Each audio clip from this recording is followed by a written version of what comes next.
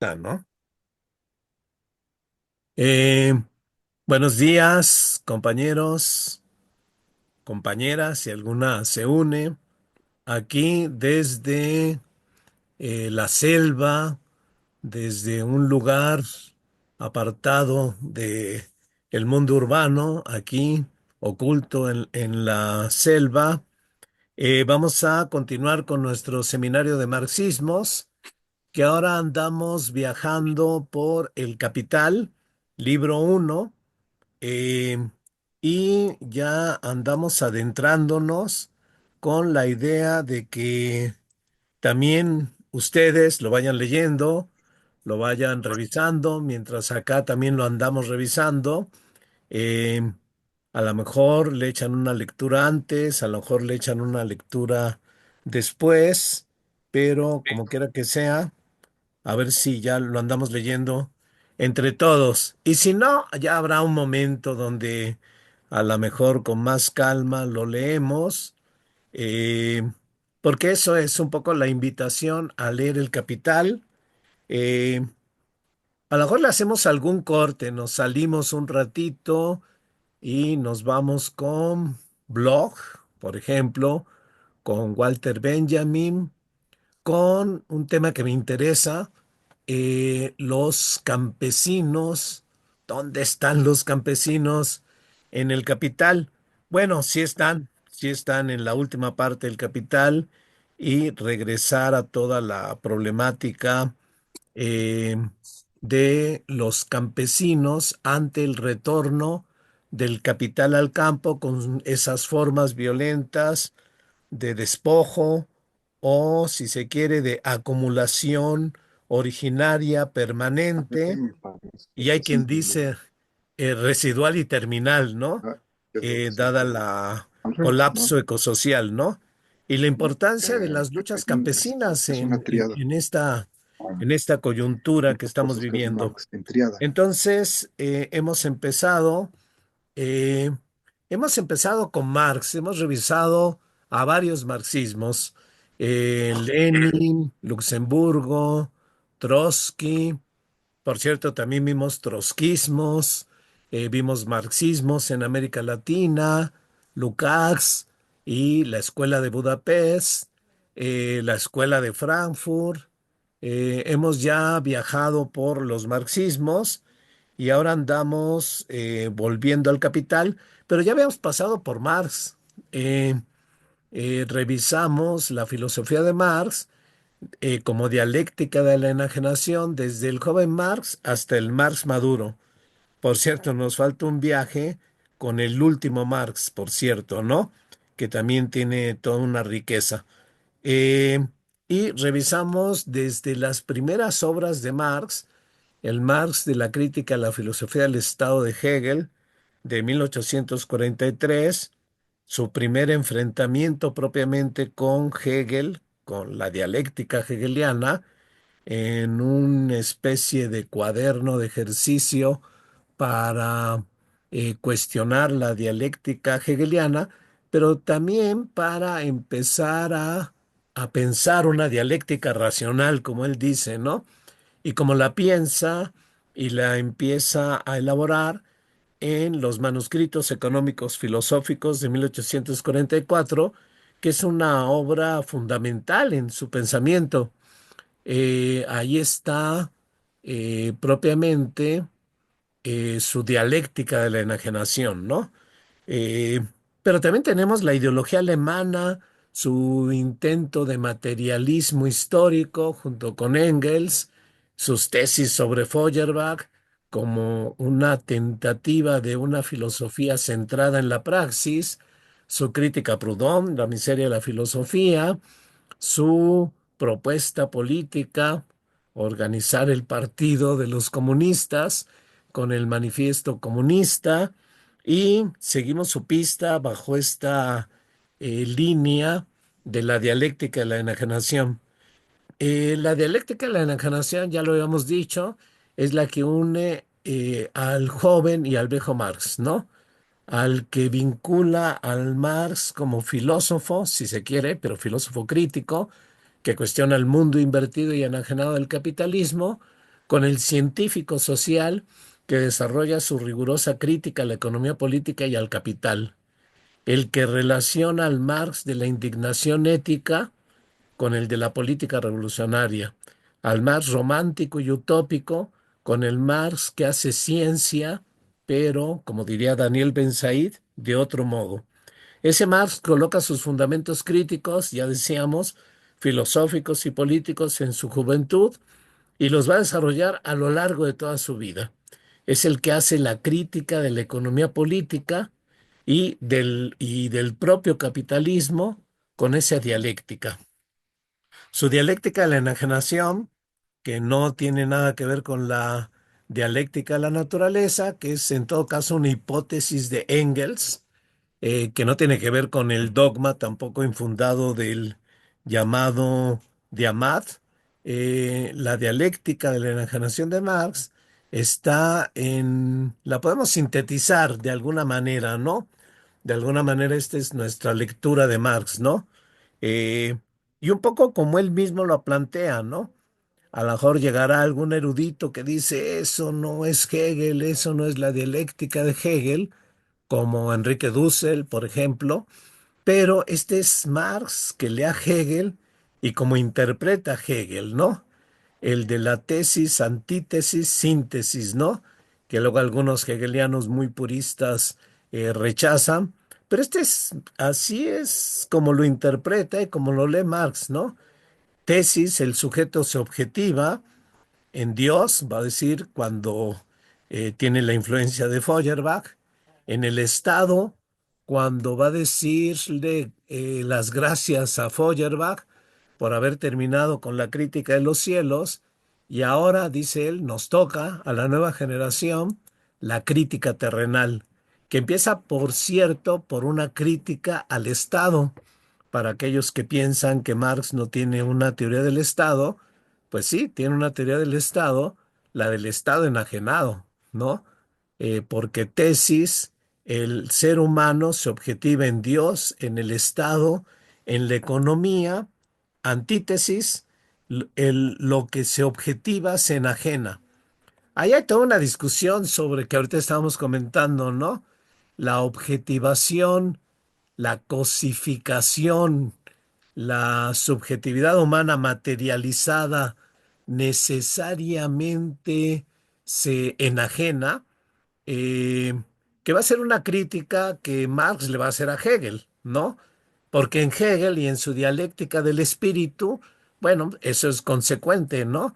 La objetivación es un momento de la propia dialéctica del espíritu para desenajenarse a sí mismo en la autoconciencia del ser humano, ¿no? Pero dice Marx, Hegel confunde la objetivación con enajenación. Eh, pero esa va a ser la lectura de Lukács, del joven Lukács, en Historia y Conciencia de Clase, esta idea de la cosificación, ¿no? El trabajo se enajena, se cosifica. Y sí, se vuelve una fuerza enajenante, ¿no?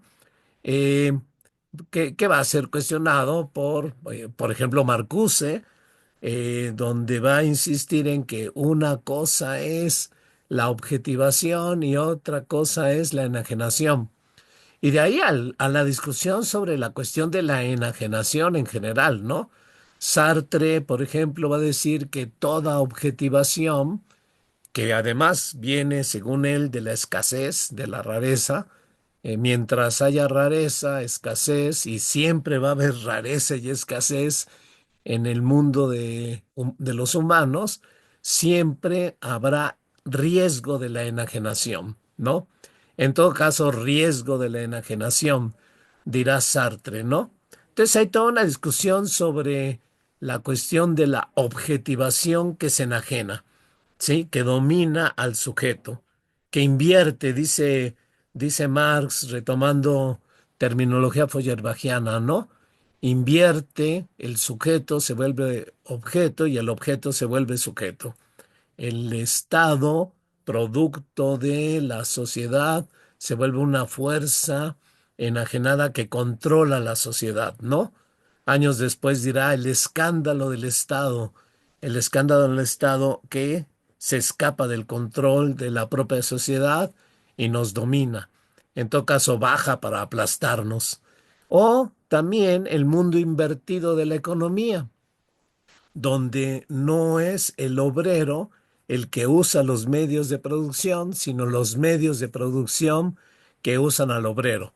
Ahorita mismo estaba checando un párrafo del capítulo sexto inédito del libro uno del Capital, donde Marx lo dice explícitamente así. Muy bien, hay tesis, antítesis, pero Marx llama siempre a la desenajenación. Para él, esa es la síntesis y esa es su crítica a Feuerbach.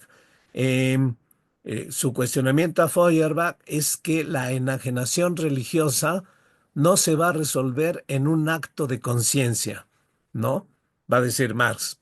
Por cierto, ¿cómo se va a resolver la enajenación religiosa? Que para Marx tiene sus raíces en la miseria material y en la miseria espiritual. La religión es el opio del pueblo, decía Marx en el 43, pero también decía, por ejemplo, la religión es el grito desesperado de un espíritu desesperado ante un mundo carente de espíritu, ante este mundo burgués de la lucha de todos contra todos. Bueno, esto último yo se lo agrego, ¿no? Eh, y dice Marx, solo cuando acabemos con la miseria material y espiritual, terminaremos con la enajenación religiosa, ¿no? Eh, Igualmente, en la crítica a la economía política, en la crítica al capitalismo, siempre va a estar este llamado a desenajenar al mundo, donde los negados nieguen su negación y se afirmen.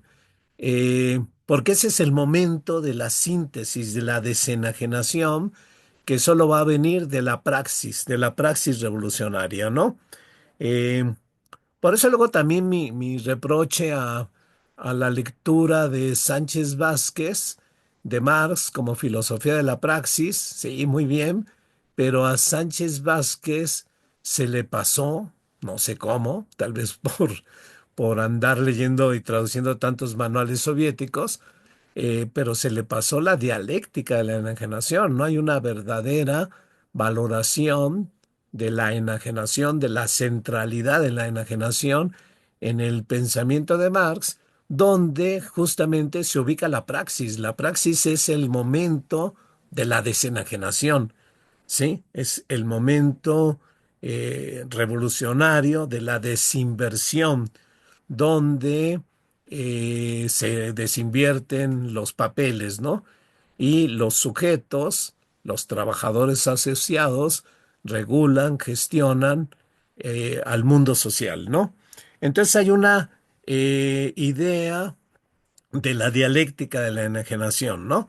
Y es una dialéctica que no es fatalista, ¿no? Porque en ellos interviene la praxis, ahí está la praxis propiamente, ¿no? Eh, y es una dialéctica de la enajenación que nos permite ver al mundo actual, al capitalismo actual, con una perspectiva crítica. Sí, el mundo está enajenado y una perspectiva revolucionaria. Hay que darle la vuelta al mundo. Y darle la vuelta al mundo, y Marx lo dice, es una vuelta, es una revolución, es poner el mundo sobre sus propios pies, que es una metáfora que también le gusta mucho a Marx. También ya revisamos la crítica de la economía política, ¿no? En este seminario eh, enlazamos los manuscritos del 44 con este otro texto, salario, precio y ganancia, con los Grundrisse, ni más ni menos, con la contribución a la crítica de la economía política, nos metimos en las teorías de la plusvalía e incluso en algunos cuadernos sobre su inacabada crítica de la economía política, eh, justamente encontrando, reafirmando esta dialéctica de la enajenación pero una dialéctica de la enajenación concretada en crítica de la economía política, ¿no? Entonces ya no es una dialéctica eh, histórica, digamos, abstracta, ¿sí? Va a decir Marx, yo no pretendo hacer una filosofía de la historia y mucho menos una filosofía de la historia cuya cualidad principal es ser ahistórica, ¿no? En una carta que le responde a una interpretación de un ruso que lea al Capital, pero también tal vez ha leído esta idea de que hay un materialismo histórico. Y sí hay un materialismo histórico en Marx, pero su manera de concretarlo es justamente el mismo Capital, ¿no? Entonces había que meterse con el Capital, que sobre todo el libro uno es donde obligado por Engels y por todos sus amigos de que termine el libro, termine su primer libro, porque la crítica de la economía política es una tarea inacabada en Marx, ¿no? Que muchos marxistas, por cierto, la han retomado, ¿no? La siguen retomando, ahora, por cierto, con estas perspectivas ecosocialistas, con esta perspectiva ecológica, continuando la crítica de la economía política, que para sorpresa nuestra la encontramos en el propio Marx, ¿no? Como alguna vez lo vimos cuando revisamos a los marxismos ecológicos y ecosocialistas, ¿no? Entonces, Marx, obligado, tiene que terminar el libro uno, le quiere dar una forma y un contenido científico y artístico, ¿no? Así lo dice él mismo, ¿no? Tiene que ser rigurosamente científico, pero también artístico. En ella va a ser una exposición analítica, categorial, histórica también, y yo diría sintética, ¿no? El libro uno es en ese sentido una síntesis nos proporciona una visión totalizadora del capital que hay que completar con el libro 2, con el libro 3, con los nuevos libros que los marxistas innovadores están eh, escribiendo ahora mismo para entender el capitalismo, su dialéctica de la enajenación desde la crítica de la economía política y tal vez desde otras críticas que tengamos que hacer. Bueno, sí, hay que leerlo, pero el libro uno es una síntesis. En ella está la base entera de su crítica a la economía política y un intento de develar los secretos enajenados, fetichizados, mistificados del capital, no solo de los voceros del capital, ¿no? De las personificaciones del capital, sino del mismo capital que se enajena, se fetichiza, se mistifica para hacer su crítica revolucionaria. Y crítica revolucionaria en este sentido que lo hemos dicho, ¿no?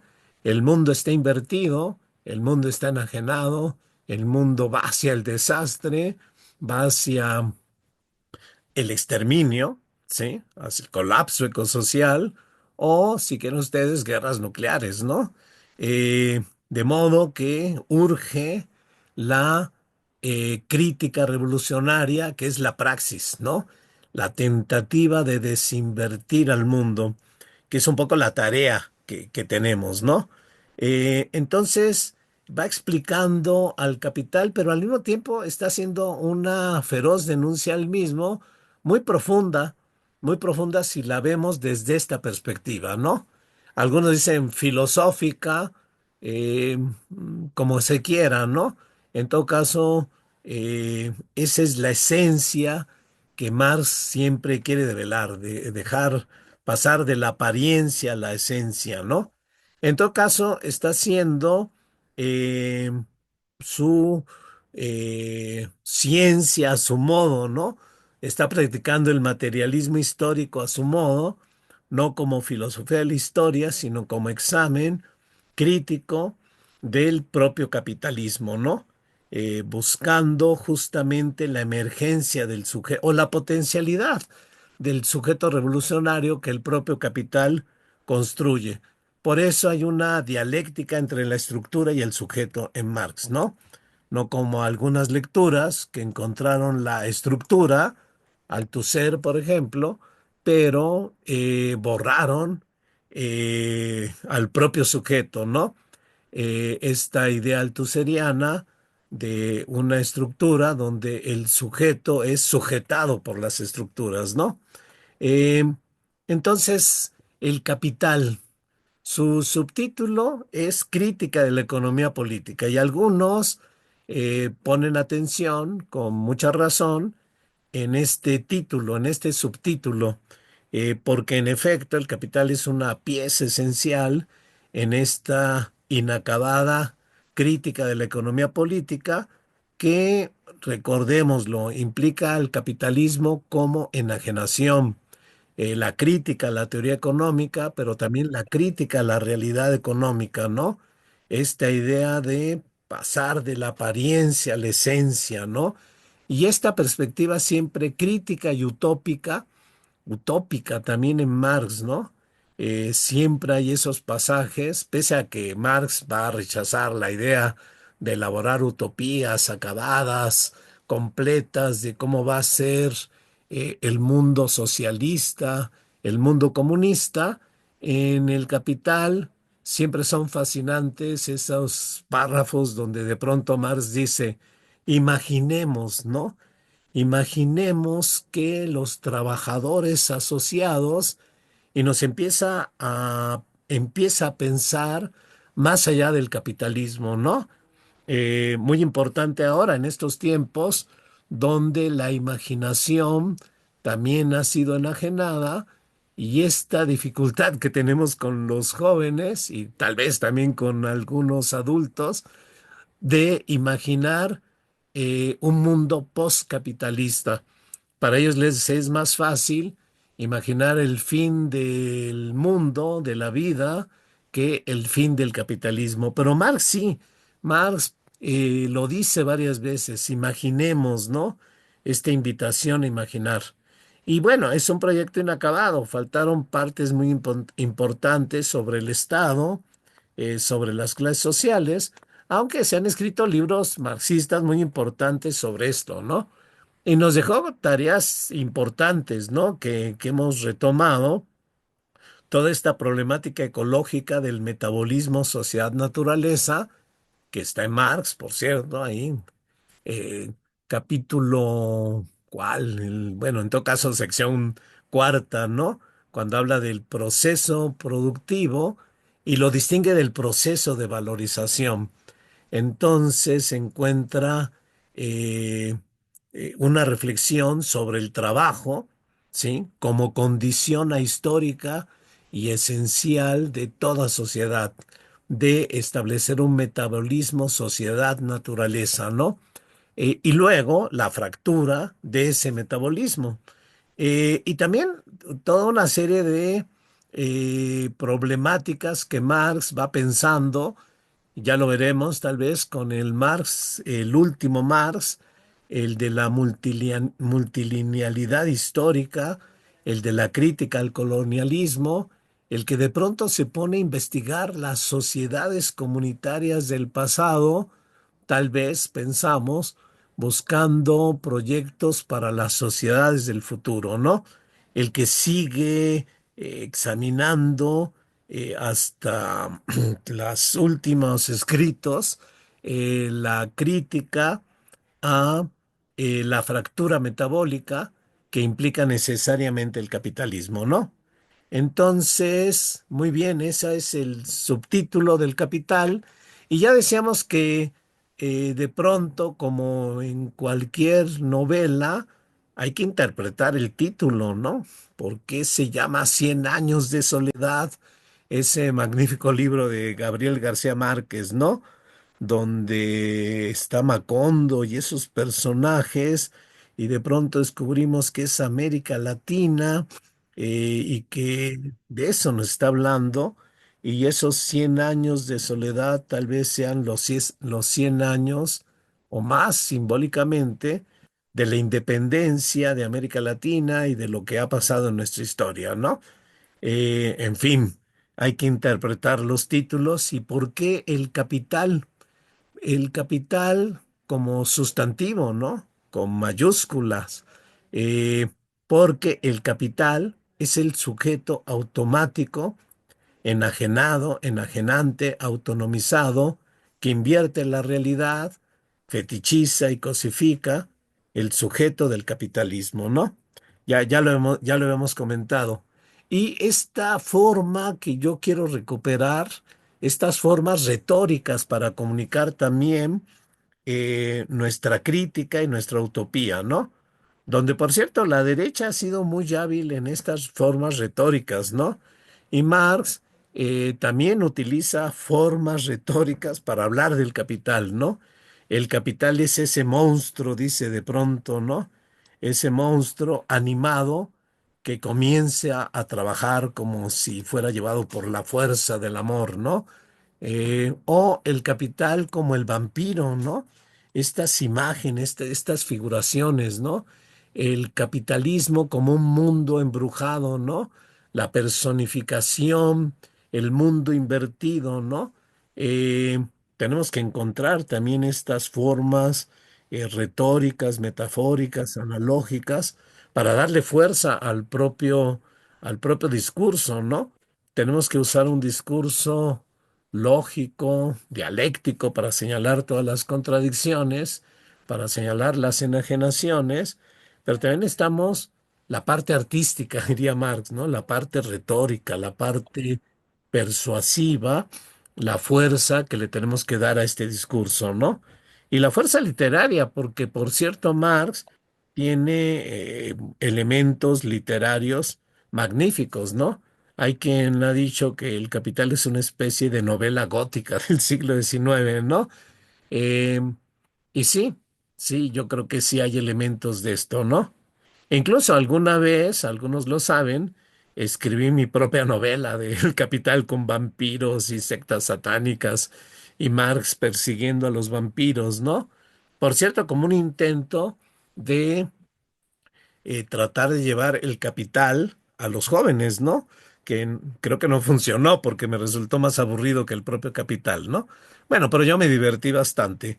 Y para apoyar, por ejemplo, esta lectura, eh, ahí hay muchos otros referentes, pero hay un libro que quiero a hacer que se circule, La dialéctica de lo concreto de Karel Kosik, ¿no? Porque me parece que él vuelve sobre la dialéctica, que es un problema de los marxistas, ¿no? Hay dialéctica en Marx, sin duda en Engels, pero una cosa es Marx y otra cosa es Engels, ¿no? O el papel de la enajenación, ¿no? No, ese es el joven Marx, el Marx maduro abandona este concepto filosófico premarxista, ¿no? Hay dialéctica, hay enajenación. Bueno, pues hay dialéctica de la enajenación, hay ambas cosas, ¿no? Pero es una dialéctica, a diferencia de la sartreana, es una dialéctica concreta porque esta dialéctica concreta tiene su sustento en la crítica de la economía política, ¿no?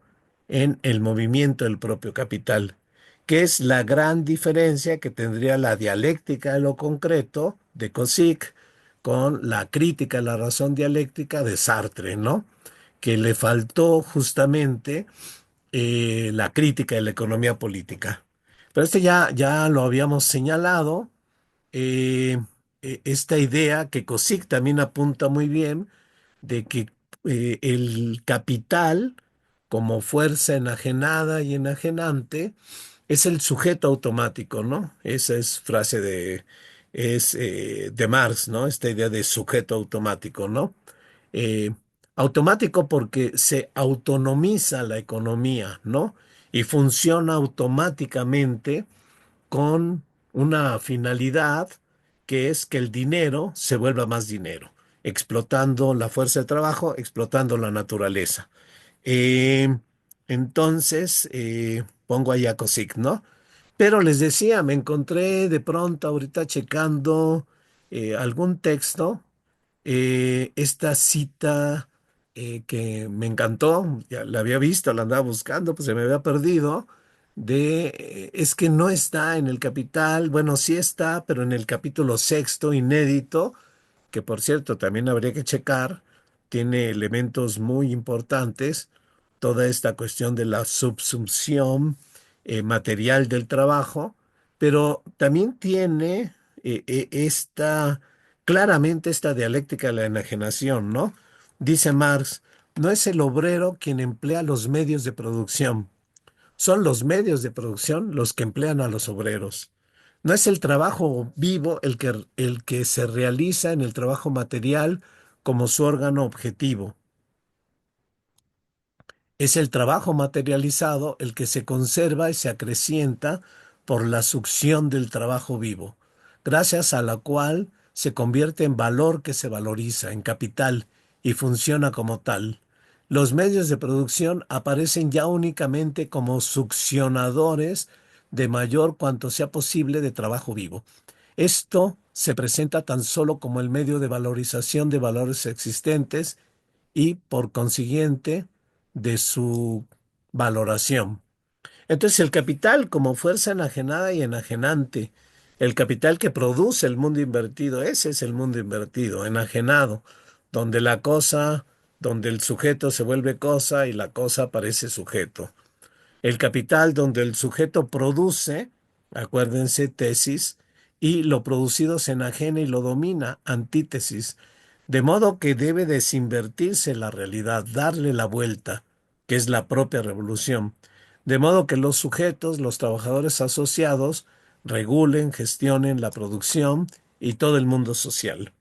Entonces, el capital, libro uno, el proceso de producción. Tiene otros libros, por supuesto. El libro 2, el proceso de la circulación. Y el libro 3, el proceso de la producción capitalista en su conjunto, ¿no? El más complejo, pero también inacabado, ¿no? Eh, no logra componerlo y bueno, lo editan, ¿no? Eh, el libro uno, El Capital, ya lo hemos señalado, tiene su movimiento, ¿no? Parte de la mercancía, de pronto la mercancía se vuelve dinero, el dinero predomina en los intercambios mercantiles, ya no es la mercancía dinero, mediador de intercambio de mercancías, mercancías, dinero, mercancías, sino que el dinero produce mercancías para que el dinero se incremente, ¿no? Va apareciendo el capital. Y la pregunta de dónde viene el dinero incrementado, de dónde viene esa plusvalía que lo empieza a develar en sus diversos modos en varias secciones del capital, ¿no? Plusvalía absoluta, plusvalía relativa, la conjunción de las dos plusvalías, la cuestión del salario y luego su intento de síntesis, ¿no? El proceso de acumulación, la reproducción ampliada, pero también las leyes de la reproducción del capital, que a mí me sigue asombrando que es una ley poblacional que sigue determinando al mundo. El campo se va vaciando y las ciudades se van cada vez llenando de más población, al punto que se vuelven invivibles, pero también ecológicamente insustentables, ¿no? Y luego termina con la génesis, pero también los procesos de acumulación que llama Marx, irónicamente, originaria, ¿no? Entonces, ahí están los capítulos que tiene el Capital bajo esta lógica que habíamos dicho, ¿no? Esta especie de secuencia de temas, ¿no? Entonces, ahí está. Y tenemos la pretensión de terminar la sección 1. Ya vimos el capítulo 1, pero a lo mejor hasta la segunda sección, ¿no? A ver, vamos a ver, ¿no? La tercera sección está bien. eh, no recuerdo si esta ya era para Héctor o no. Creo que no. Eh, pero la cuarta sí, en todo caso. O no, creo que la tercera era para Héctor. La cuarta ya la andaba agarrando Jorge. Y también Carlos por la cuestión de la plusvalía relativa. Por él le pedíamos a Luis que agarrara la cuestión del salario y luego abordáramos este proceso de acumulación.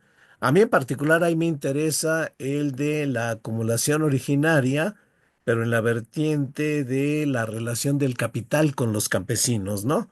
Eh, También ahí está, a ver si lo insertamos, el olvido de Marx de el trabajo reproductivo, de cuidados, de reproducción de la vida diaria, de la producción de la fuerza de trabajo, que es el trabajo asignado histórica injustamente a las mujeres, ¿no? Eh, Muy bien pensado y trabajado por Silvia Federici, y a ver si por ahí una joven estudiante, pero muy brillante, Naela, ya se comprometió a exponerlo. Y a ver si metemos también la cuestión de la reproducción cultural y la reproducción educativa. Por ahí Luis Bueno había planteado que a ver si invitamos a Luis Bonilla, eh, y yo decía también a Berlanga, Benjamín Berlanga, que han trabajado muy bien este problema de la reproducción educativa, y creo que lo han llevado más allá, ¿no? Es el problema de la crisis cultural del propio capitalismo y sus formas en las que se está reproduciendo, ¿no? Ahí estaba un poco lo de la estructura, este nivel lógico, conceptual, este nivel muy analítico, muy detallado, muy escrupuloso de Marx en esta primera sección. Hay que aguantar el primer capítulo y luego dejarse fascinar con el final del primer capítulo, el fetichismo de la mercancía, ¿no? Y seguirle avanzando, ¿no? Y luego ya va a haber capítulos donde lo que hay que aguantar es la historia, o la historia de la técnica, o la historia de las luchas, y de pronto el capital se va volviendo, tiene capítulos muy extensos por estos elementos, estas ilustraciones históricas, ¿no? Pero hay una sorpresa todavía al final, ¿no? La última sección del capital, ¿no? La ley de la acumulación del capital y la llamada acumulación originaria. Ya lo habíamos planteado, ¿no? En la primera sección se parte de la mercancía, los intercambios de la mercancía, sus fetichismos y su dialéctica de la enajenación. Y deja el problema, ¿no? De dónde viene la ganancia, ¿no?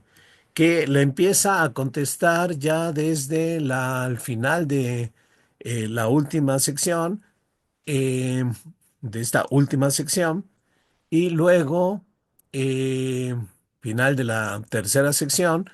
Entonces luego la cuarta, plusvalía absoluta, la quinta, plusvalía relativa, la sexta, la cuestión de los salarios, eh, y en fin, ¿no? Ahí va metiéndose en toda esta problemática, donde por cierto está ligada muchas cosas, ¿no?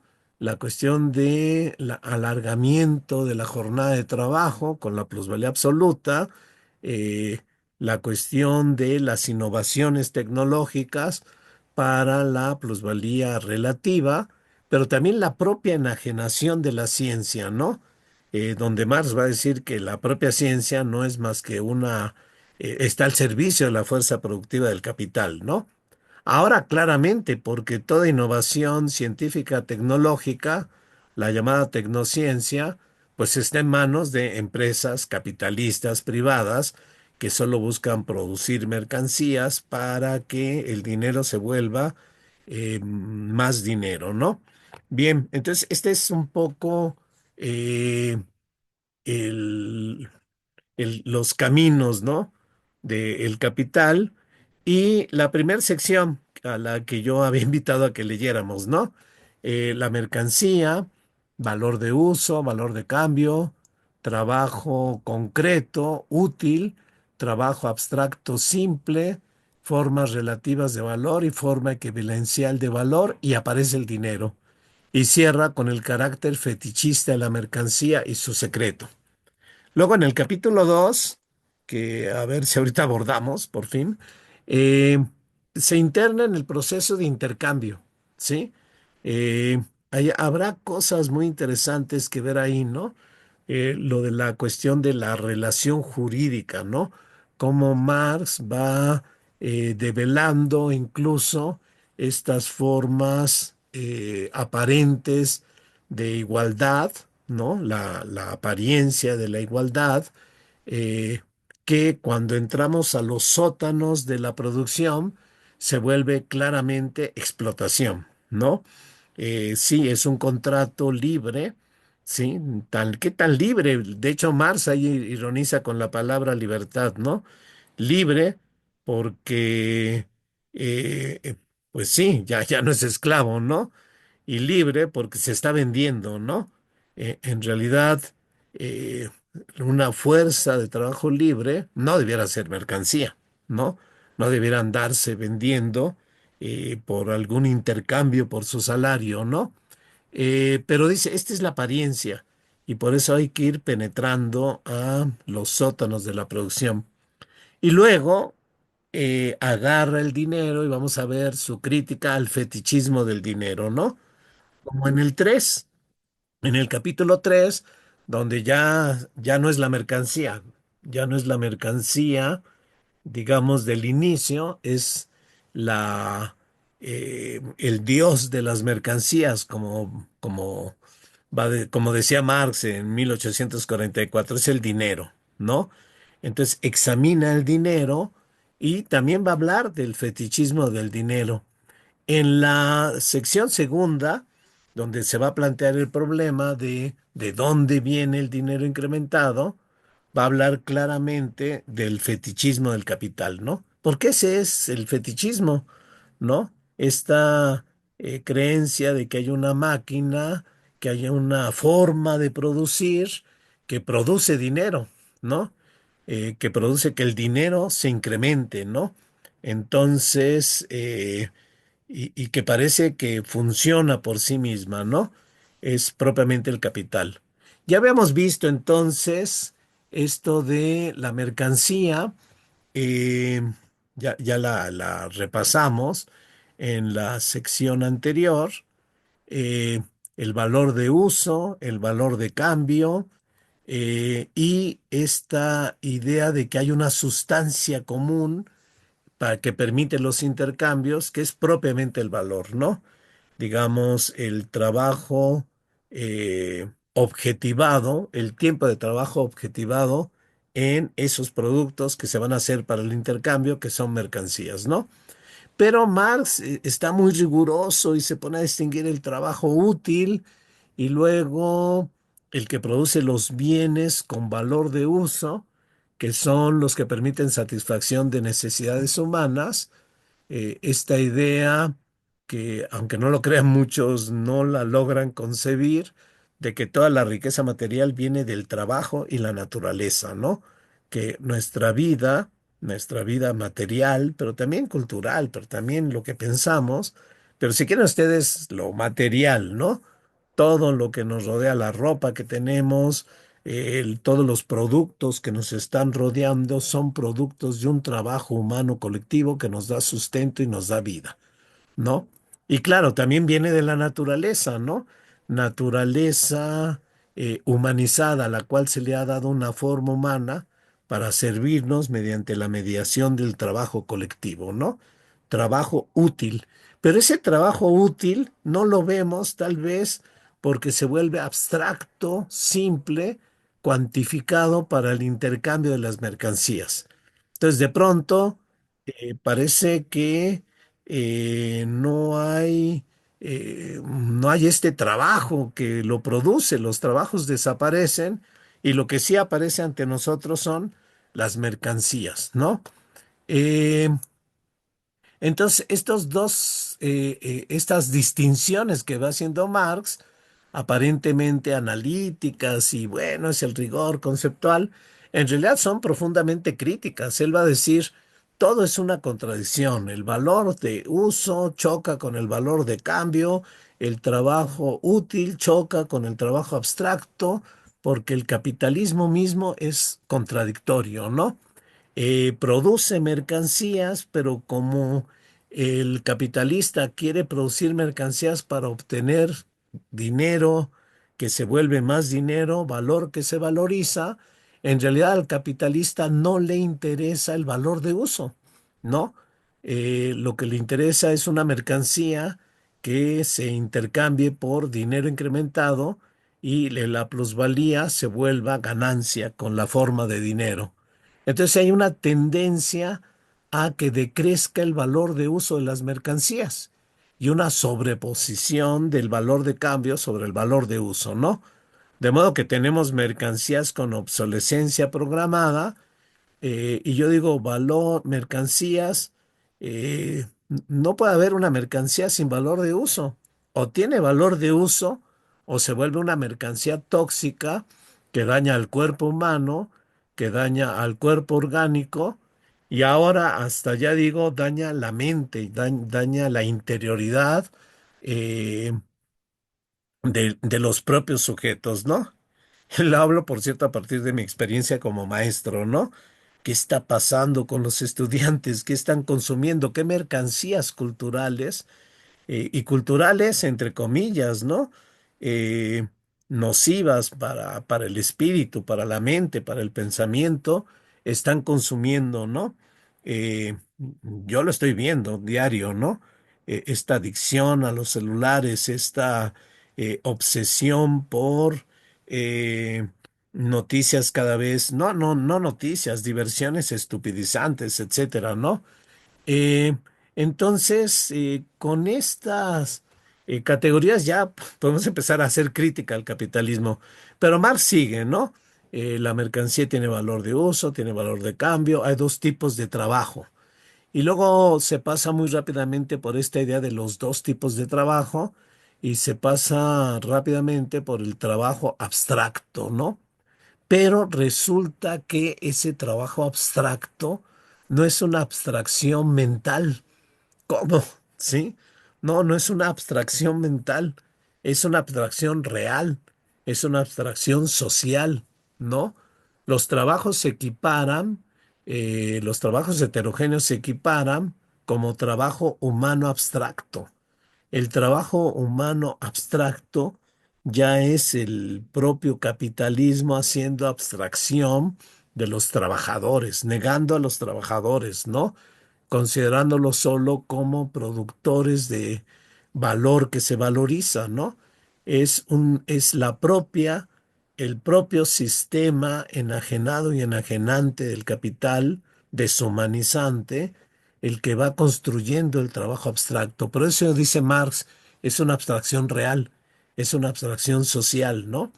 Eh, muchos cuando exponen, Paul Suisse, por ejemplo, cuando expone esto, para él es una abstracción del capitalista, ¿no? No es una abstracción real, ¿no? Seguro Suisi dijo, ay, esto, retórica de Marx, hay que componerlo, ¿no? Pero no, si tú lo compones, estás perdiendo este elemento crítico muy profundo que Marx siempre está haciendo del capitalismo, ¿no? El trabajo abstracto, trascendente, desligado de lo inmanente, es lo que mueve al capital. Por eso, el capital pierde lo concreto, pierde lo inmanente, pierde la propia naturaleza. Por eso el capital es inhumano y enajenante, ¿no? Y por eso la teoría del valor, como muchos lo descubrieron, para mayor escándalo, está ligada íntimamente con la dialéctica de la enajenación.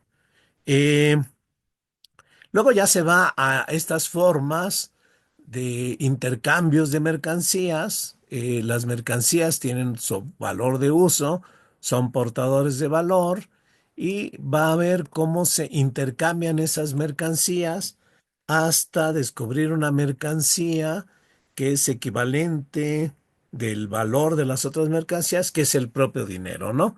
Y de ahí al fetichismo de la mercancía, ¿sí? Del cual también ya habíamos hablado, ¿no? El fetichismo de la mercancía, me encanta este capítulo de Marx cuando dice la mercancía no es algo trivial, ¿no? Yo ahora les digo a mis alumnos, cuidado con la mercancía, las mercancías son peligrosas, ¿no? En primer lugar, ustedes pueden volverse mercancías porque tal vez se vean obligados a verse como mercancías que se venden fuerza de trabajo, ¿no? Y de hecho esa es la ideología que les meten, ¿no? Venderse, ¿no? Venderse por dinero, ¿no? Y luego ven el dinero no como medio, lo ven como fin, ¿no? En primer lugar, cuidado con las mercancías porque te puedes volver mercancía. En segundo lugar, las mercancías son peligrosas porque su valor de uso cada vez es menor y su valor tóxico va aumentando. Quién sabe que seguro que lo que comen les va a causar una enfermedad que les va a causar la muerte, ¿no? Seguro que lo que desechan al consumir esa mercancía va a aumentar la contaminación medioambiental o va a provocar algún ecocidio o en el fondo está apoyando la emisión de gases de efecto invernadero, ¿no? Y ni modo, estamos comprometidos con esta máquina. Cuidado con las mercancías que no solo intoxican su cuerpo, intoxican la naturaleza, sino también intoxican su mente, ¿no? ¿Qué cosas están consumiendo? Eh, bueno, entonces Marx dice, es un objeto endemoniado. Sí, es un objeto endemoniado, pero además rico en sutilezas metafísicas y reticencias teológicas, ¿no? Y yo cuando escucho a Marx que habla de reticencias teológicas, inmediatamente lo asocio con Feuerbach y su crítica a la religión y a la enajenación. ¿Sí? Entonces, a partir de eso, interpreto yo propiamente el fetichismo, es parte de la dialéctica de la enajenación. Puedo entender que hay matices, ¿no? Para mí un matiz sería que es esta fuerza enajenada, la mercancía que se enajena, ¿sí? Que nos domina, además genera una adoración a la mercancía, un fetichismo, ¿no? Que me parece que es también otra crítica que hace Marx a los europeos que cuestionan el fetichismo de los pueblos salvajes y primitivos. Miren, son unos fetichistas de la naturaleza, de ídolos, ¿no? Entonces Marx, irónicamente, va a decir, sí, todos los que viven el capitalismo también son fetichistas, ¿no? Y fetichizan a la mercancía, la adoran, ven en la mercancía poderes extraordinarios porque ya no ven en la mercancía el trabajo social, la ven como cosa con valor, con cierta magnitud de valor, ¿no? Y ven a las mercancías como cosas que se relacionan con otras cosas, ¿no? ¿A qué se debe el fetichismo? A su forma mercancía, a esta igualdad de trabajos humanos, que ya vimos que es la propia abstracción, la propia enajenación, que se materializa en su objetividad de valor, ¿no? El gasto de la fuerza de trabajo por su duración se ve simplemente como una magnitud de valor. La mercancía tiene un valor, pero no sabemos que viene del propio trabajo humano, ¿no? Las relaciones sociales de productores se ven como relaciones sociales entre productos. El carácter social del trabajo se ve como un carácter objetivo de las mercancías, ¿no? Es una relación social entre objetos al margen de los productores. Y admitámoslo, así nos sentimos ante las mercancías, ¿no? Las mercancías cuyos precios se nos escapan, que nos van determinando, sí son objetos sensoriales, pero también son objetos suprasensoriales. No son meros objetos físicos, son cosas enajenadas, autónomas, dotadas de vida propia, que establecen relaciones entre cosas, ¿no? Son cosas que nos dominan. Y en ese sentido, este es su fetichismo, dice Marx, ¿no? Que se adhieren a los productos del trabajo, no bien se producen como mercancías. Porque, y aquí está bien, un detalle del fetichismo. El fetichismo es propio del capitalismo. Hay una historia de la enajenación. Marx incluso va a reconocerlo, ya en los manuscritos de 1844, él dice de pronto echa una mirada a la enajenación y dice, toda la historia de la humanidad ha sido una historia de la enajenación, de estas cosas que producimos que se escapan de nuestro control y nos dominan, ¿no? En la ideología alemana incluso, cuando empieza a pensar un materialismo histórico, de un materialismo naturalista que nunca abandona a un materialismo histórico, él está pensando sin abandonar la enajenación, porque él piensa que la división del trabajo es una forma enajenada que nos domina, ¿no? Y genera las clases, y genera el Estado, y las clases y el Estado son fuerzas que escapan del control humano creado por los propios humanos. Pero el fetichismo, en efecto, es propio del capitalismo y está asociado a su forma más elemental, que es la mercancía. Y este fetichismo se debe justamente a que parece que estos trabajos se producen individualmente para el intercambio y se va eliminando todo este aspecto social del trabajo. Pero si se va eliminando el aspecto social del trabajo, es que esto lo produce el propio capitalismo, ¿no? Es la propia realidad capitalista, ¿no?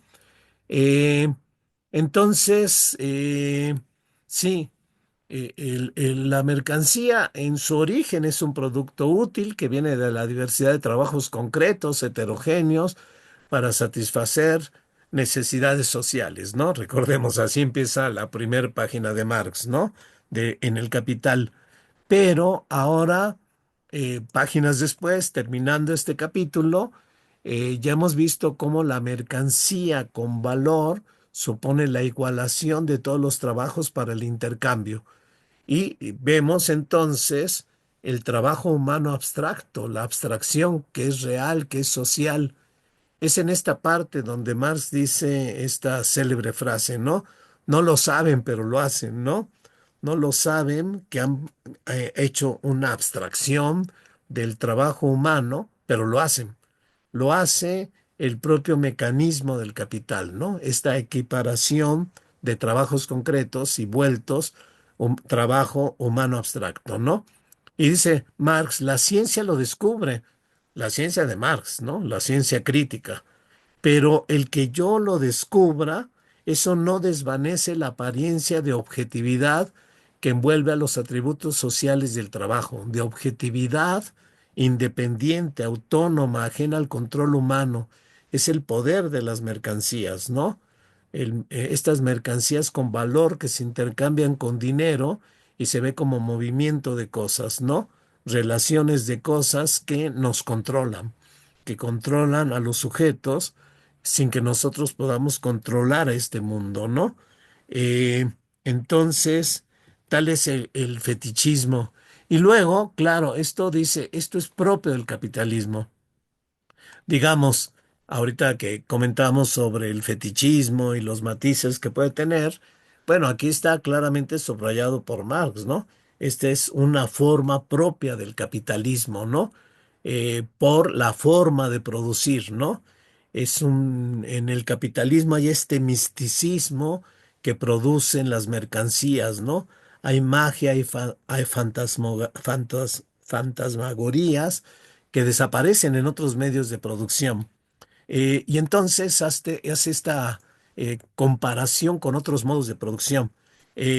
Por ejemplo, habla de Robinson Crusoe, esta novela, eh, este que náufrago que vive en una isla, que trabaja para sí mismo, produce sus bienes útiles para satisfacer sus necesidades y bueno, nada puede ser más claro y sencillo que producir para sí mismo, para sus necesidades. En la tenebrosa Edad Media europea, así dice Marx, tenebrosa Edad Media, hay relaciones personales de dependencia, explotación transparente de trabajos y productos, ¿no? Esta eh, forma de explotación mediante tributos que a veces podía ser muy violenta, ¿no? Iban y les quitaban el excedente de trabajo bajo la forma de tributos, ¿no? Igual dice él, en una industria patriarcal rural de una familia campesina, Todo es sencillo porque no hay mercancías. Y luego imagina esto que les decía, ¿no? De pronto Marx dice, imaginemos, ¿no? Imaginemos una asociación de hombres libres que trabajan medios de producción colectivos. El trabajo individual es inmediatamente trabajo social. La producción de esta asociación es, por supuesto, producción social, distribuida socialmente planificada. Pero si lo organizamos así, está hablando del comunismo, las relaciones sociales de los hombres con sus trabajos y productos es clara, sencilla, diáfana. Pero en las sociedades de mercancías no es así. Las mercancías se fetichizan, el dinero se fetichiza, ¿sí? La propia industria capitalista se fetichiza, se vuelve algo enajenado, independiente que dominan a los sujetos. El análisis científico puede descifrarlo, pero no quita el fetichismo, ¿sí? Solo una asociación de hombres libres que someten y controlen los productos y su distribución de modo planificado y consciente pueden hacerlo. Hasta el momento de la praxis, ¿no? La enajenación y el necesario momento de la praxis para terminar con la desenajenación muy concreta, desenajenación del capitalismo, ¿no? Eh, Luego le sigue con esto de las mercancías, ¿no? Eh, el secreto es justamente una formación social donde el proceso de producción domina al hombre, en vez de que el hombre domine al proceso, el mundo invertido, ¿no? Si las mercancías pudieran hablar, eso es genial. De pronto las mercancías hablan, ¿no? Y luego somos cosas con valor que se relacionan con otras, ¿no? Como las mercancías interpelándonos a nosotros, ¿no? Nosotros que seremos portadores de los intercambios de las cosas, ¿no? Para que se intercambien, ¿no? Y el economista burgués, dice Marx, habla como hablan las mercancías, ¿no? Eh, o sea, fetichizando al mundo. Eh, pero dice Marx, en esta ironía de todo, por eso yo digo que esto es una cosa literaria, ¿no? Eh, Tiene estos elementos literarios deslumbrantes, por cierto, ¿no? Y luego Marx se burla. Ah, sí, economista burgués que hablas como la mercancía, pues resulta que la química no ha encontrado el valor de esos metales preciosos que nos dominan, el oro, ¿no?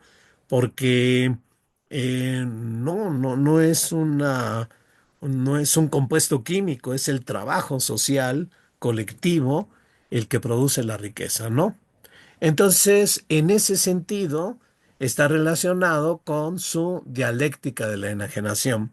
Con estos matices particulares, con esta manera peculiar, particular, histórica, concreta, en que la enajenación tiene una manifestación, que es el fetichismo, ¿no? Porque por otro lado, el fetichismo también tiene este elemento de adoración, el sentirnos dominados por las mercancías, es que las vemos como fuerzas, eh, como fuerzas teológicas, ¿no? Como dioses que nos dominan y buscamos sus favores, ¿no? Eh, pero finalmente nos llevan a esta cuestión del mundo invertido, ¿no? Eh, y Marx le sigue entonces, ¿no? Entremos al segundo capítulo. A ver, prometo que va a ser un poco más rápido, a ver si me lo echo más rápido, ¿no? Ya veo que el tercero está complicado. Eh, los propietarios, este es interesante, cómo empieza el segundo capítulo, ¿no? Eh, Empieza sin ningún apartado y empieza con esta idea de que los propietarios privados de mercancías se reconocen en las relaciones jurídicas y por voluntad propia intercambian mercancías, ¿no? Esta es la apariencia, una apariencia de igualdad, ¿no?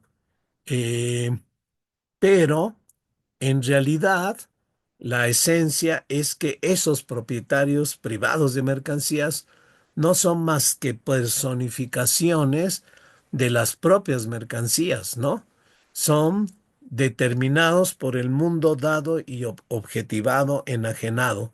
Son máscaras de las mercancías, ¿no?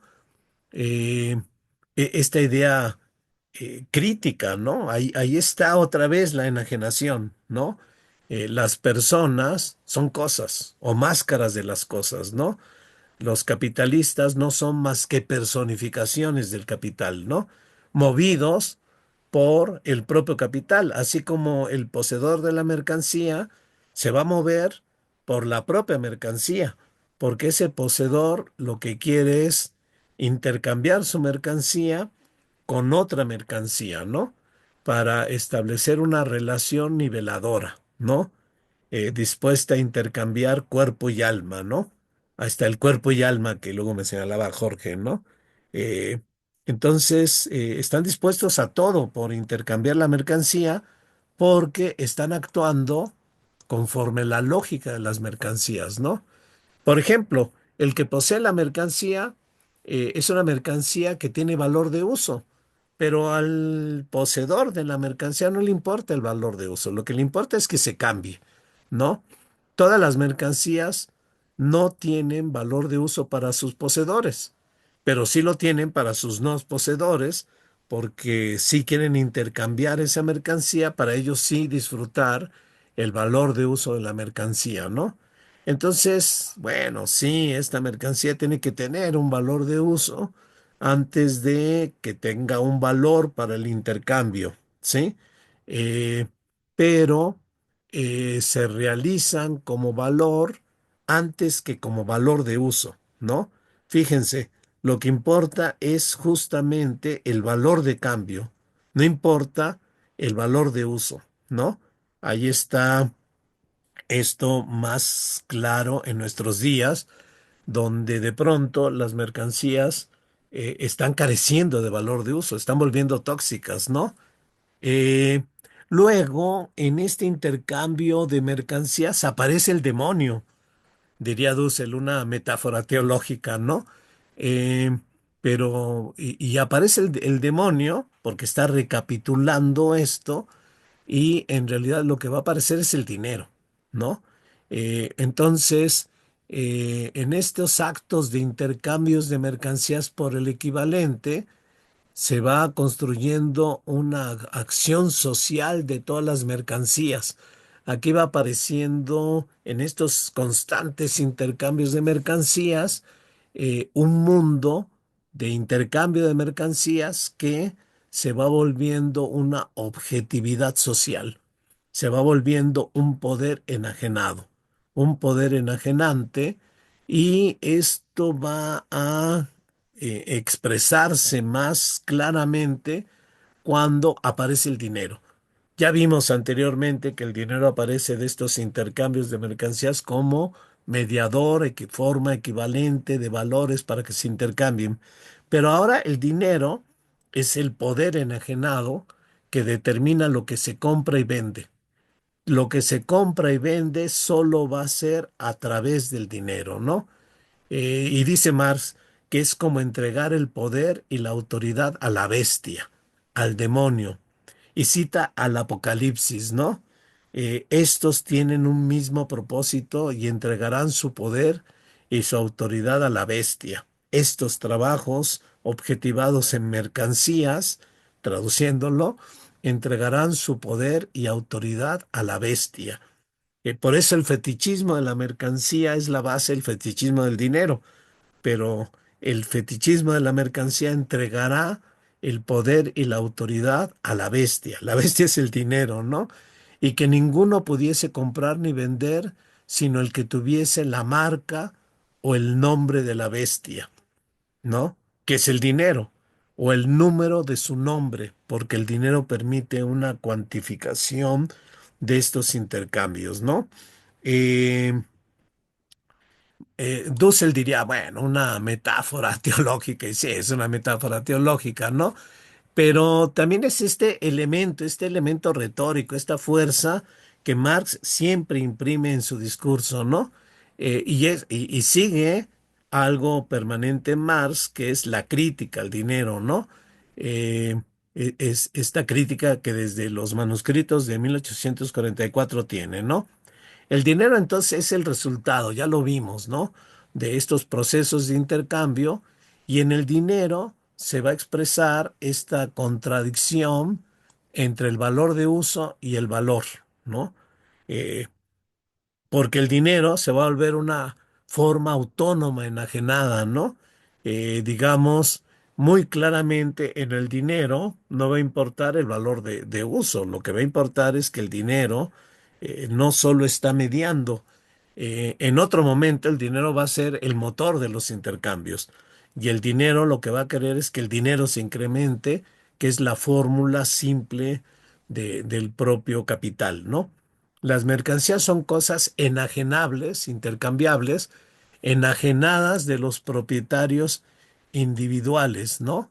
Y esta ajenidad, porque es lo que permite justamente que se intercambien, eh, se da fuera de las comunidades, ¿no?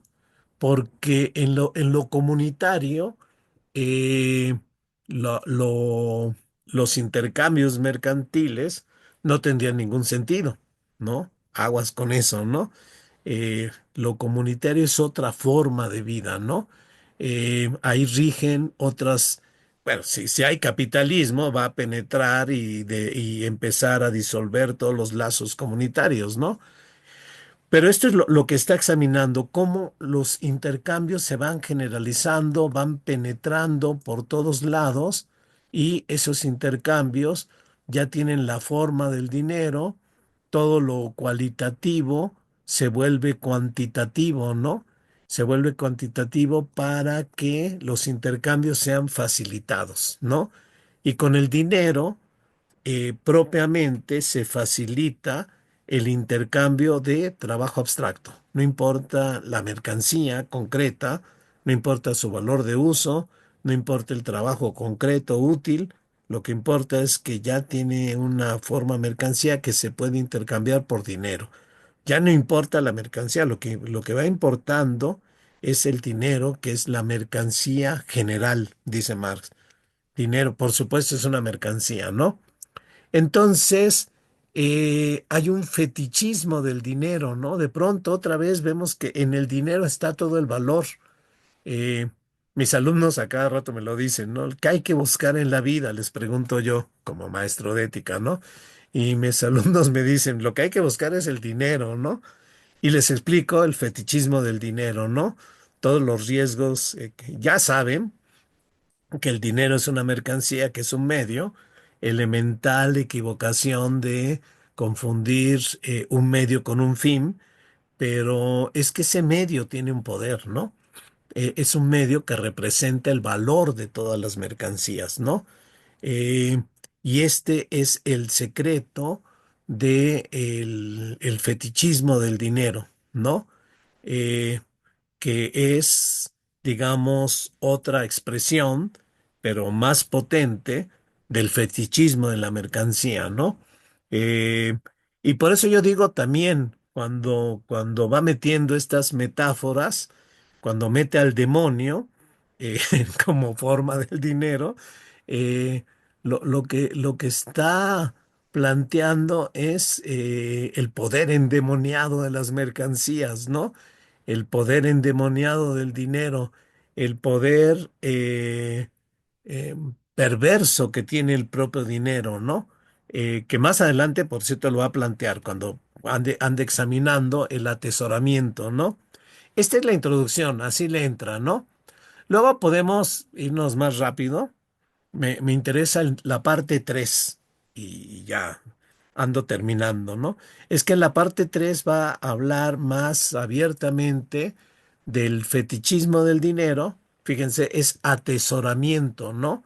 Es la avidez del dinero, ¿no? Es la avidez, este impulso de que quiero que el dinero se vuelva más dinero, ¿no? Y quiero más y más y más dinero, ¿no? Claro, el atesoramiento es un momento, ¿no? Porque el capitalista no atesora, sino que lo reinvierte para tener más dinero. Pero ya está la compulsión de tener más dinero. Esa es la compulsión que va generando el propio capitalismo, ¿no? Eh, Ahorita me estaba acordando de un libro que se llama La suave compulsión, que también es una frase de Marx, ¿no? La suave compulsión tal vez se refiere a todo esto, ¿no? Al poder del propio capital como fuerza enajenada y enajenante. Bueno, entonces examina Marx el capital como medida de valores, ¿no? De alguna manera ya lo vimos, ¿sí? Ya vimos que el valor de la mercancía, que es el tiempo de trabajo, la cantidad de tiempo de trabajo que ahí está determinada, buscan intercambios mercantiles por igualdad cuantitativa, ¿no? Cuantitativamente comparable, y esto es lo que el dinero propiamente facilita, ¿no? Facilita la medida de los valores, ¿no? eh, la forma, valor de una mercancía en oro eh, determina los precios y esto va facilitando justamente los intercambios, ¿no? Eh, el dinero es la medida de valor y el patrón de todos los precios, ¿no? El precio es la expresión dineraria del trabajo humano abstracto. Eh, y de pronto dice Marx, la conciencia y el honor pueden venderse, tienen precio, pero no tienen valor, no tienen valor económico. Y un poco lo que está aludiendo, y más adelante lo va a señalar, es que, y siempre lo va a señalar, él percibe claramente que en el capitalismo todo se mercantiliza, todo tiene precio, incluso la conciencia y el honor tienen precio, ¿no? Kant diría, Kant, el filósofo este alemán, ¿no? Diría, los seres humanos no tienen precio, tienen dignidad. Marx diría, los seres humanos pueden tener precio y al tener precio y venderse, pierden su dignidad, ¿no? Y está aludiendo al poder del propio dinero. Ese es también el poder que tiene el dinero. Ya en los manuscritos del 44 lo dice claramente, ¿no? Y lo va a repetir acá. El dinero tiene la potencia de prostituir las relaciones sociales, ¿no? Es la ramera de la sociedad, ¿no? Va a decir Marx. Luego lo ve ya como medio de circulación, ¿no? Eh, y siempre va siendo muy meticuloso en cada paso que va dando Marx, ¿no? Pero también siempre va señalando que hay contradicciones, que lo que está examinando, que lo podemos simplificar, esta idea de que podemos simplificar al capital, pero simplificar es de pronto perder las contradicciones que Marx está señalando, ¿no? Porque Marx en cada metamorfosis siempre viene esta perspectiva crítica, siempre va a hablar de contradicción entre valor de uso, ¿no? Entre este trabajo privado que hace perder de vista el trabajo social, ¿no? Eh, este trabajo que de pronto se vuelve abstracto y permite la personificación de las cosas y la cosificación de las personas, ¿no? Eh, Todo esto lo va señalando. Aquí estoy citando a Marx, por cierto. Esta es una cita en esta parte de Marx, ¿no? Entonces, cada paso que da en realidad es un paso donde siempre va señalando la crítica, ¿no? Incluso ahorita que está hablando el dinero permite la metamorfosis, ¿no? Como circulación, ¿no? Como medio de circulación. Un economista no se detendría mucho en esto. Bueno, sí, el dinero facilita los intercambios, todo esto, pero Marx va metiendo este elemento crítico. Es que hay una contradicción. Es que en esta contradicción hay una enajenación, una personificación de la cosa y cosificación de las personas. Pero además, en este movimiento del dinero, siempre puede haber la posibilidad de que la circulación no se realice, de que la mercancía no se venda y no tenga una expresión dineraria. Y esto, dice Marx, entraña la posibilidad pero solo la posibilidad de las crisis, ¿no? Que es algo que, por cierto, es también algo que siempre va a cruzar al capital, ¿no? El capital de Marx, siempre la búsqueda de la crisis, ¿no? Esto tiene contradicciones y siempre está abierta la posibilidad de la crisis, ¿no? Luego ya lo ve como medio, es decir, el curso de mercancía, dinero, mercancía, ¿no? Eh, donde Marx mezcla el discurso económico de la crítica de la economía política, pero también de pronto hace fenomenología, de pronto se mete a describir la realidad que estamos viviendo, ¿no? Pero siempre de manera crítica y siempre describiendo la inversión capitalista del mundo social, ¿no? Las contradicciones de la dialéctica de la enajenación en todos los movimientos, ¿no? Es algo que siempre está en Marx, ¿no? Por eso estas críticas del capital, economicistas y simplificadoras, quitando estos elementos, algunos decían influencia hegeliana, influencia filosófica, pero lo que están quitando es la crítica profunda y la visión realmente que tiene Marx del capitalismo, ¿no? Luego ya la moneda como signo de valor y todo esto, ¿no? Dejen ver si ya puedo pasar a la cuestión de el atesoramiento, ¿no? El atesoramiento, eh, que uno diría, bueno, es un elemento, ¿no?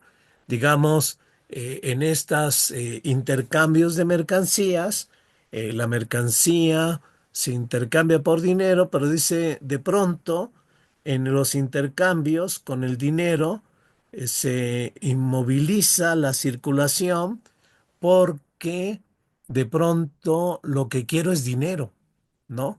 Lo que quiero es dinero, ya no quiero nada más que se facilite el intercambio de mercancías, ¿no? Lo que quiero es dinero. El dinero que era un medio, ahora se vuelve un fin, ¿no? De simple intercambio, facilitador del intercambio de las mercancías, se convierte en un fin en sí mismo. Esto es muy importante porque va a determinar que la circulación ya no sea mercancía, dinero, mercancía, sino dinero, mercancía, dinero incrementado, ¿no?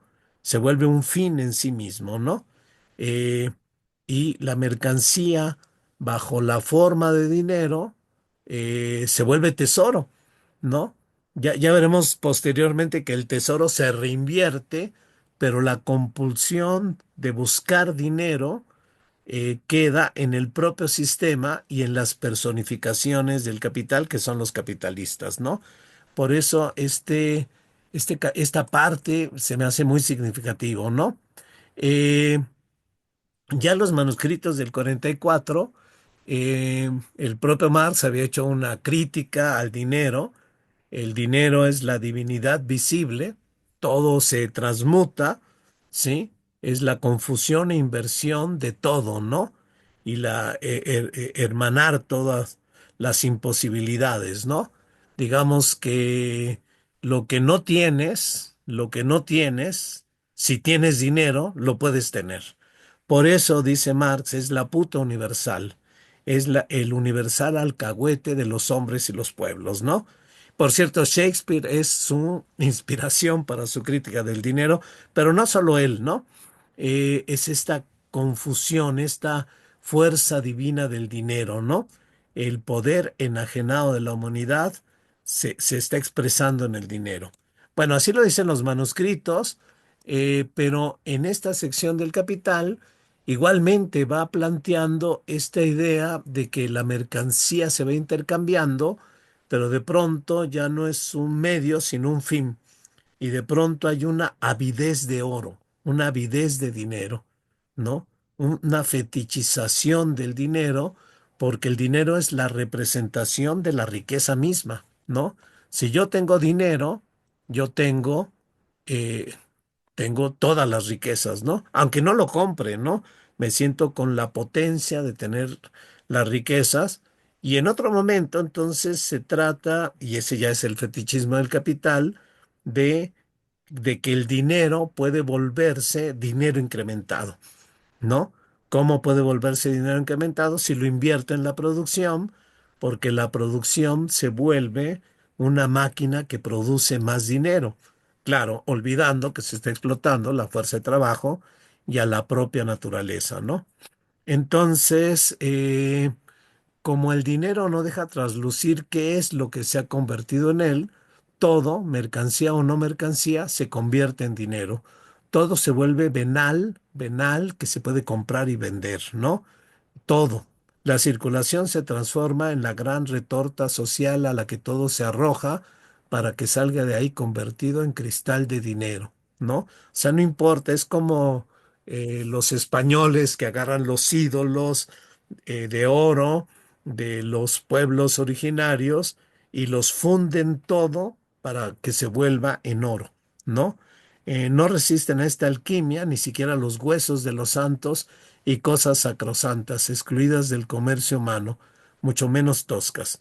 Así como en el dinero se han extinguido todas las diferencias cualitativas de las mercancías, él a su vez es su condición de nivelador radical que extingue todas las diferencias, ¿no?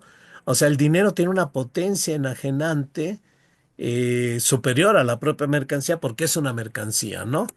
Y aquí cita a Shakespeare, que por cierto también lo había citado en los manuscritos del 44, ¿no? Eh, este poder del dinero, ¿no? Eh, oro, oro precioso en profusión, habrá de tornar blanco al negro, hermoso al feo, lo falso verdadero, noble al ruin, mozo al viejo y al cobarde valeroso, ¿no? Esta es la potencia del dinero. Que por cierto, en los manuscritos del 44 creo que cita a quien, a Góngora, creo, ¿no? En otros versos sobre el dinero, ¿no? Pero ahí está al final, ¿no? Vamos tú, cieno maldito, puta común del género humano, ¿no? Es Shakespeare, como les decía, el referente, ¿no? Entonces hay aquí en este capítulo, en esta parte, la crítica al fetichismo del dinero, ¿no? El dinero mismo es una mercancía, es una cosa exterior que se pasa de uno a otro y se convierte en propiedad privada de cualquiera. Pero el dinero además es un poder social privado particular. Sí, todo ese trabajo social que han hecho los trabajadores ahora está en mis manos, ¿no? Lo tengo bajo la forma de dinero, ¿no? Y cita Sófocles. eh, Sófocles, o sea, nos remitimos a la Grecia antigua. No ha habido entre los hombres invención más funesta que la del dinero, que devasta las ciudades, que saca a los hombres de su casa, que los mueve y pervierte sus buenos sentimientos, disponiéndolos para todo hecho punible. Ella enseñó a los hombres a valerse de todos los medios y a ingeniarse para cometer toda clase de impiedad. Pero si cita a Sófocles, yo diría, el fetichismo del dinero no solo es propio del capital, ¿no? Para, para pensarlo, ¿no? O claro, también podríamos decir, el fetichismo del dinero alcanza una dimensión mucho más grande en el propio capitalismo, ¿no? Entonces Marx empieza a hablar de este afán de atesoramiento, ¿no? Esta avidez, este buscar obtener más y más dinero, ¿no? Que es la representación del propio de la propia riqueza social, ¿no? Entonces, el atesorador reemprende ese trabajo de Sísifo, o sea, este trabajo incesante que se repite una y otra vez, que es el de la acumulación, que como veremos después es la acumulación que se invierte en la producción, ¿no? Todo esto, por cierto, me remite a Eric Fromm, que lee a Marx y descubre en los manuscritos del 44 esta cosa que está en Marx, que es cómo la potencia del ser humano se vuelve en tener, ¿no? Esta transición del ser al tener, ¿no?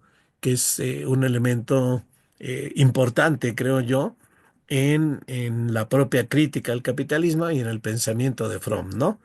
Y por cierto, en nuestra perspectiva ecosocialista, porque nosotros también queremos pasar de una civilización o una barbarie fundada en el tener a una verdadera civilización humana fundada en el ser, ¿no? Eh, y dejémoslo aquí, dejémoslo aquí porque es el capítulo 4 que, que también es que va a ser muy importante. Ahí es donde nos va a explicar el secreto, cómo el dinero se vuelve más dinero, ¿no? Es una sección más corta eh, y la veremos en una próxima sesión, ¿no? Bueno, ahí está eh, una revisión de estas primeras partes del Capital, una invitación a que lo vayamos checando, lo vayamos viendo. A lo mejor me interesa este tema, me interesa el otro. Eh, pues no sé, comentarios, críticas, observaciones. Hola, hola, siguen despiertos. Hola, hola. Hola, aquí estamos, aquí estamos. Aquí estamos. A ver, ¿algún comentario? Luis, tu comentario, ándale. Un micrófono, Luis. Luis, micrófono. Me agarraste desprevenido. Sí tengo un montón, pero todos desordenados. Entonces, pues ni modo, como van, perdón por el desorden y también quizás por mi mm, desviación laboralista, este tipo de temáticas que me preocupan y que en mi caso pues intento vincular este tipo de pláticas con este tipo de temáticas de tipo laboral, sindical y demás, ¿no? Y por supuesto, pues apenas estoy rasguñando algunas reflexiones alrededor de lo expuesto, ¿no? Entonces, bueno, en primer lugar, digamos, y a la luz de los métodos de organización del trabajo que conocemos, los fordistas, tayloristas, fordistas, posfordistas, toyotistas, en donde, pues, por ejemplo, en el caso de la versión gringa del toyotismo, la excelencia, que es abordada de manera genial, diría yo, por unos autores franceses con su libro El coste de la excelencia, en donde a partir de un análisis de corte psicoanalítico hablan de cómo se fomenta el ego de todo tipo de trabajador, incluidos los gerentes, por un lado. Por el otro lado, también se promueve el superego de la propia empresa como si fuera una persona. Y ahí, desde la otra vez, no sé si comenté que en este listado de mistificaciones y enajenaciones, fetichizaciones, no distingo yo con claridad las diferencias entre estos macroconceptos, pues la empresa aparece como un personaje muy importante, como el personaje fundamental, el actor fundamental en el capitalismo moderno y sobre todo la transnacional en el capitalismo de la globalización, digamos. Entonces, como que habría que incorporar esto y entonces esta doble personalidad que promueven este tipo de empresas, usando incluso el psicoanálisis, finalmente lo aterrizan en una fusión de las dos personalidades. La personalidad de los individuos, trabajadoras y trabajadores y gerentes incluidos, que se enamora de otra personalidad artificialmente creada, la empresa, y que va a dar paso a una tercera personalidad indispensable para que los trabajadores enajenen su conciencia, por decirlo de esa manera, y se casen con la empresa. Entonces hay toda una pista ahí muy Sí, interesante sí, sí. que habría que desarrollar en el análisis. Lo complemento con otro autor que no sé si está en su mirada, un tal Boltanski. En realidad son dos, perdón por haber omitido, porque la otra autor es muy importante.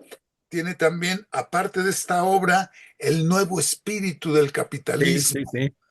el fabuloso libro, y ella también desarrolla otros libros para meterse a cosas concretas que tienen que ver con los presupuestos, los instrumentos del capital, ya en la práctica empresarial, y donde creo que hay vetas importantes porque ella lo relaciona con el poder, el ejercicio del poder y demás, ¿no? Bueno, adicionalmente, pues quisiera señalar que en el mundo, en México está cada vez más claro cómo los valores de la conciliación, el consenso, y que en buena medida, sobre todo este segundo, el del consenso, acompañado luego con estos asuntos de la tolerancia y demás, pretenden sustituir en el discurso de las relaciones laborales y en las propias leyes el asunto del conflicto, para no hablar de la pretensión ilusoria, aunque luego muy efectiva, de la desaparición de la lucha de clases, ¿sí? Como nuevo modelo empresarial enajenante, porque pues obviamente hablar de la necesidad obligada de la conciliación, del consenso, pues está enajenando, imposibilitando el desarrollo de la lucha de clases y de la construcción del sujeto como un sujeto independiente, consciente de sí mismo, ¿no? En el mismo nivel aparece un valor muy querido por la posmodernidad, el de la fragmentación, que contradictoriamente en el mundo de la producción aparece conviviendo con la polivalencia. La polivalencia en este tipo de regímenes posfordistas, toyotistas, de la excelencia, y que merece también un análisis en este terreno, que lo puede uno ligar a la enajenación y lo que ahora se ha enfatizado, ¿no?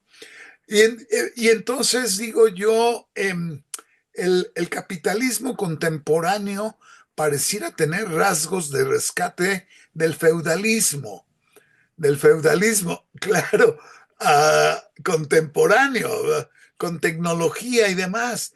Bueno, el maestro artesano era propietario de sus medios de producción, participaba de principio a fin en la producción, la división del trabajo de Adam Smith, de Taylor y demás niegan esa polivalencia del artesano, pero ahora de nueva cuenta se pretende recuperar, ¿sí? Con estos métodos novedosos, con muchas limitaciones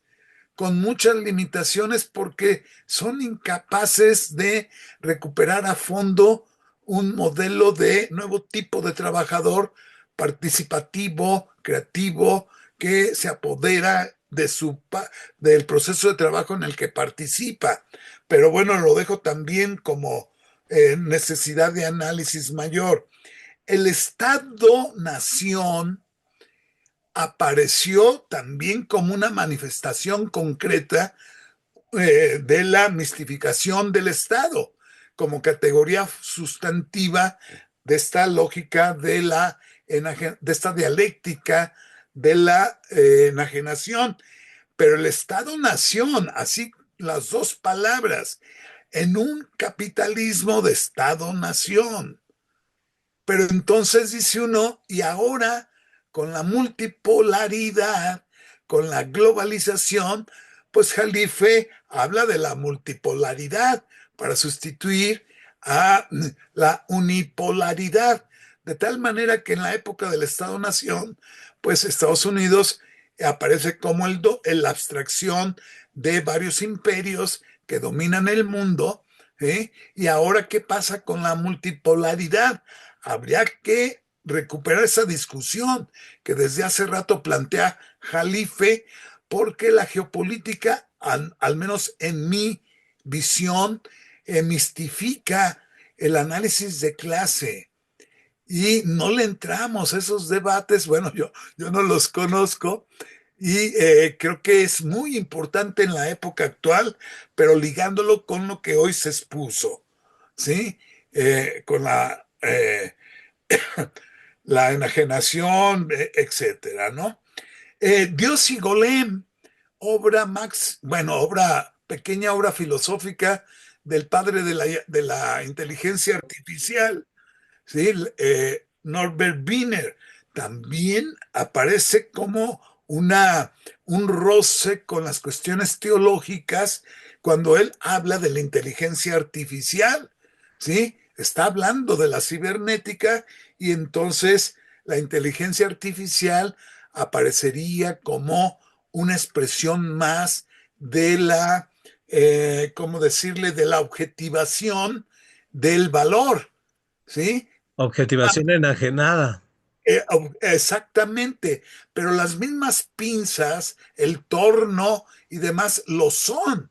Nada más que ahora la inteligencia artificial va a meterse a la esfera de supuestas mecanismos de racionalidad.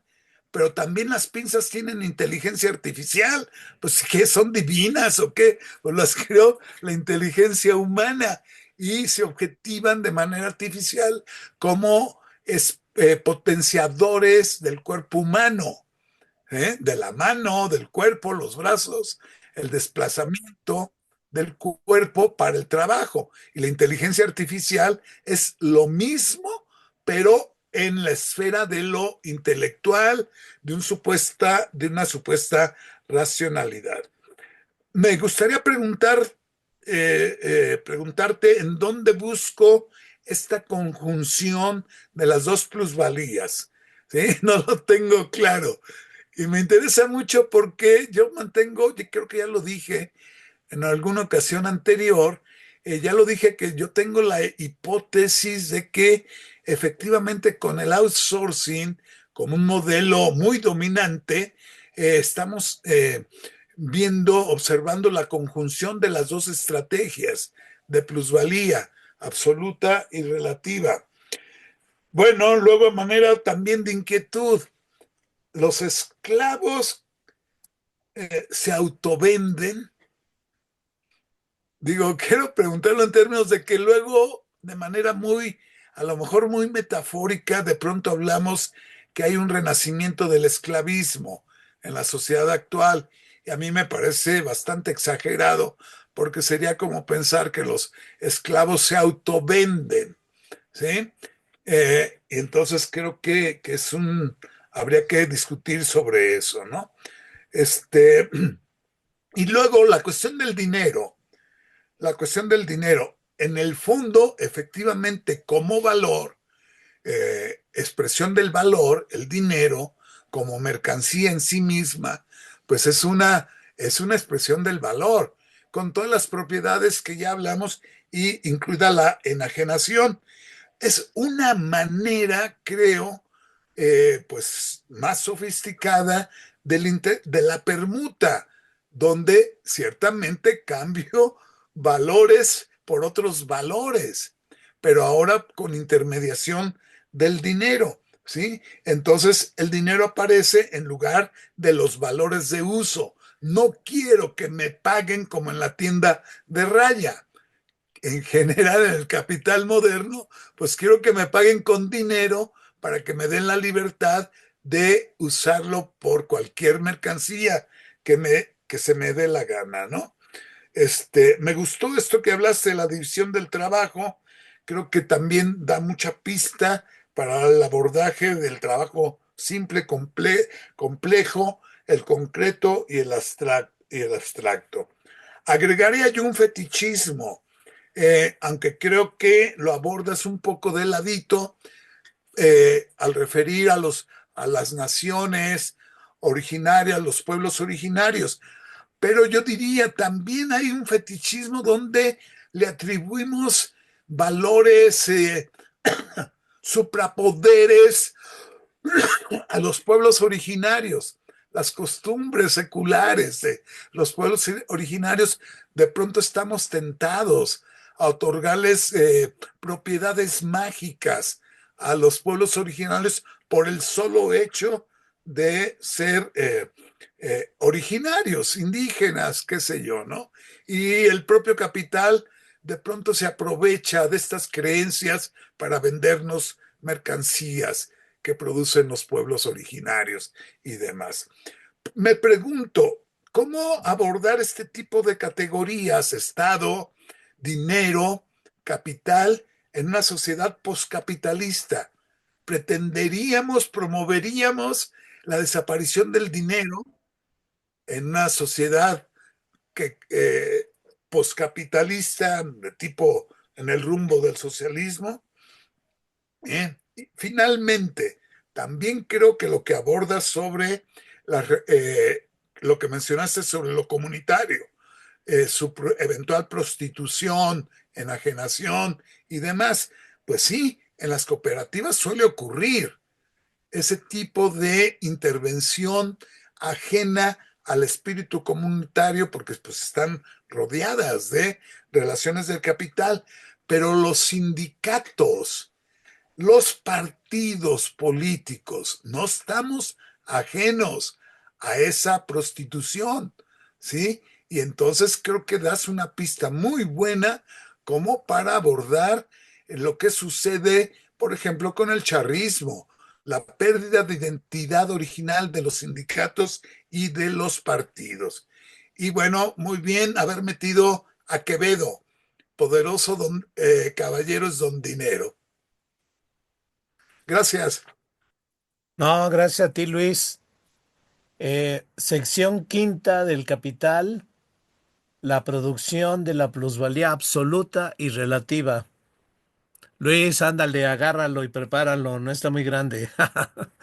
¿Por qué no lo checas? ¿No? Va a Sí, ser muy rico y con tu lectura desde la perspectiva del trabajo, yo creo que te va a generar muchas ideas, ¿no? Eh, bien. sección quinta, vimos la sección primera, ¿no? La sección segunda, ahí me quedé, que va a ser el enigma de la plusvalía, ¿no? Pero ya en la tercera, plusvalía absoluta, cuarta, plusvalía relativa, quinta, producción de plusvalía absoluta y relativa, ¿no? Sexta, salario, también si la quieres echar, y ya la séptima es la acumulación, ¿no? La acumulación del capital. No, pues muy rico lo que planteas, Luis, como para irlo pensando, ¿no? Todas estas cosas, ¿no? Y echarle un ojo a este libro que sí le he tenido ganas eh, de estas otras perspectivas también que pueden enriquecer esto, ¿no? Entonces, así desempolva tu capital, sección quinta, ¿no? A ver si la abordas. Héctor, Bueno, a ver, rápido por el tiempo, ¿no? No, ya se prolongó. Claro, porque volviste a hacer una introducción bastante larga, ¿no? Sin embargo, solo algunos comentarios muy puntuales a cuatro cosas, digamos, que me provocan, no tanto para buscar respuesta ni nada, ¿no? Al contrario, creo que porque me hace formularme preguntas pertinentes, creo que es bueno esto, ¿no? No es que tu exposición me deje dudas, ¿no? Primero es este papel central entre de qué hablar que hay en Marx. No hay una filosofía de la historia, estamos de acuerdo, es explícito en negarlo. De repente habla de un materialismo histórico, pero en mi opinión la categoría fundamental o la idea central es retomar concepción materialista de la historia, que es distinto, porque esa va a estar cruzando permanentemente y la idea de un materialismo histórico es un devenir sucesivo de modos de producción que no necesariamente es su postura, ¿no? Creo que hablar de que es justamente ahí donde dices, en la introducción a a la ideología alemana, el planteamiento de su concepción materialista de la historia, Sí, como sí, una forma que determina coyunturas, configura momentos diversos en la historia de la humanidad en función de la producción de satisfactores. Creo que eso cambiaría algo nuestras perspectivas en eso.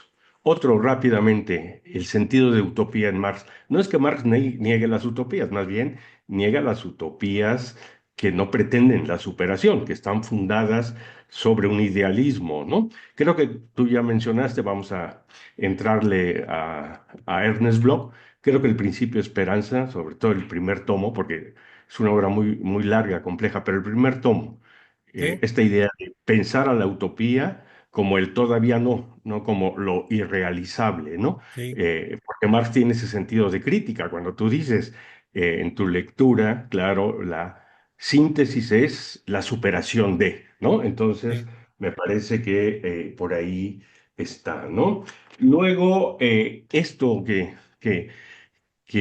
señalaste con mucha potencia, ¿no? Sí, me provoca. Y esta forma que dijiste, algunos economistas que buscan la teoría del valor, si tuvieran como fundamento la dialéctica de la enajenación y la hacen clic, potenciarían mucho su análisis. Sí, sin duda, creo que agradezco mucho esta nueva mirada que me estás provocando en la lectura del Capital a partir de poner la centralidad de este concepto dialéctica de la enajenación con todo y esto que hablábamos al principio ahí con Carlos, ¿no? ¿Qué pasa con fetichismo? ¿Qué pasa con cosificación? Como una triada, ¿no? Muy importante de categorías que habría que colocarlas en distintos niveles de realidad porque tienen un peso muy importante.